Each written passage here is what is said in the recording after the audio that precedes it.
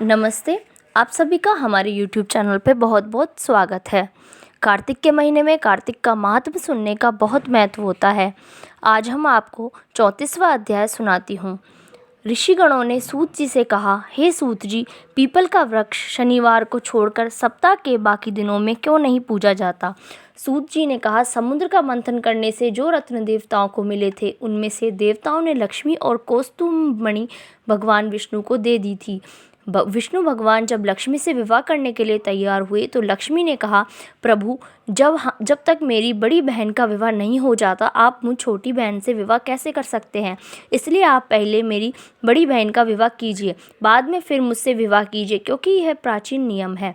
सूत जी बोले, लक्ष्मी जी के ऐसे वचन सुनकर भगवान विष्णु ने लक्ष्मी की बड़ी बहन का विवाह उदालक ऋषि के साथ कर दिया। वह अलक्ष्मी बड़ी क्रूर थी, बड़ा मुख, चमकते हुए दांत, वृद्धा के समान शरीर, बड़े बड़े लाल लाल नेत्र और रूखे बाल। महर्षि उदालक भगवान विष्णु के आग्रह पर उससे विवाह कर उसको वेद मंत्रों की ध्वनि से गुंजाते हुए अपने आश्रम में ले आए। वेद ध्वनि से गुंजित हवन के पवित्र धुएं से सुगंधित मनोहर ऋषि आश्रम को देखकर बहुत दुखी हुई। उसने महर्षि उदालक से कहा, इस आश्रम में वेद ध्वनि हो रही है, अतः यह स्थल मेरे रहने के योग्य नहीं है, अतएव तुम मुझे किसी दूसरी जगह ले चलो। उसकी बात सुनकर महर्षि उदालक ने कहा, तुम यहाँ पर क्यों नहीं रह सकती, और तुम्हारे रहने के योग्य दूसरी जगह कौन सी है, यह मुझे बतलाओ। लक्ष्मी जी ने कहा, जहाँ पर वेद ध्वनि होती हो, अतिथियों का सत्कार होता हो, यज्ञ आदि होते हों, उस स्थान पर मैं नहीं रह सकती। जहाँ पर पति पत्नी का आपस में प्यार हो, पितरों के निमित्त यज्ञ होते हों, देवताओं का पूजन होता हो, वहाँ पर मैं नहीं रह सकती। जहाँ दिन रात पति पत्नी लड़ते रहते हों और जहाँ से अतिथि लोग सदा निराश लौटते हों, जहाँ पर पूज्य वृद्धों, सत्य पुरुषों तथा मित्रों का अनादर होता हो और जहाँ पर अति कठोर वाणी बोली जाती हो, जहाँ पर दुराचारी, चोर, पर स्त्रीगामी प्राणी रहते हों, जहाँ पर गायों का वध, मदपान, ब्रह्महत्या आदि पाप होते रहते हों, वहाँ मैं प्रसन्नतापूर्वक निवास करती हूँ। सूत जी ने कहा, इस प्रकार अलक्ष्मी के वचन सुनकर महर्षि उदालक का मुख मलिन हो गया। वह उस बात को सुनकर चुप रह गए। थोड़ी देर तक चुप रहने के पश्चात उन्होंने उससे कहा, अच्छा, तुम्हारे लिए ऐसा ही स्थान खोजूंगा, अतः मैं जब तक तुम्हारे लिए ऐसा स्थान ढूंढकर ना आऊं तब तक तुम इसी पीपल के नीचे चुपचाप बैठी रहो।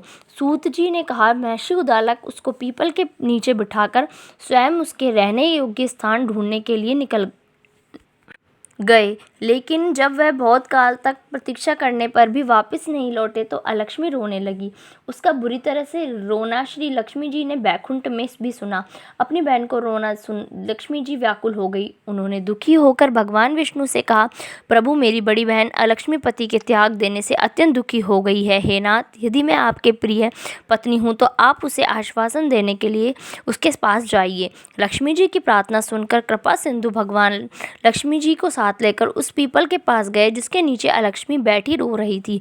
उसको आश्वासन देते हुए भगवान विष्णु ने कहा, हे अलक्ष्मी, इस पीपल की जड़ में तुम सदा सदैव के लिए निवास करो, क्योंकि मेरे ही अंश से इसकी उत्पत्ति हुई है और इसमें मेरा निवास रहता है।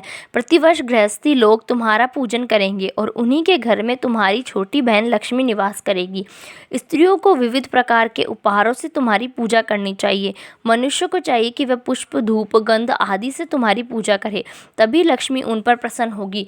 सूत जी ने कहा, भगवान श्री कृष्ण, सत्यभामा तथा पृथु और नारद का संवाद तुम लोगों को मैंने सुना दिया है, जिससे सुनने मात्र से ही मनुष्य के सब पाप नष्ट हो जाते हैं और उसे बैकुंठ लोक की प्राप्ति होती है। तुम लोगों को जो कुछ पूछना हो पूछ सकते हो, उसे भी मैं विस्तार पूर्वक कहूँगा। सूत जी की बात सुनकर शौनक आदि ऋषि महर्षि थोड़ी देर तक प्रसन्नचित्त वहाँ बैठे रहे। पश्चात श्री बद्रीनारायण जी के दर्शन करने के लिए चले गए। जो प्राणी इस कथा को सुनता है और दूसरों को सुनाता है, वह इस संसार में संपूर्ण सुख प्राप्त करता है। धन्यवाद। इस वीडियो में बस इतना ही।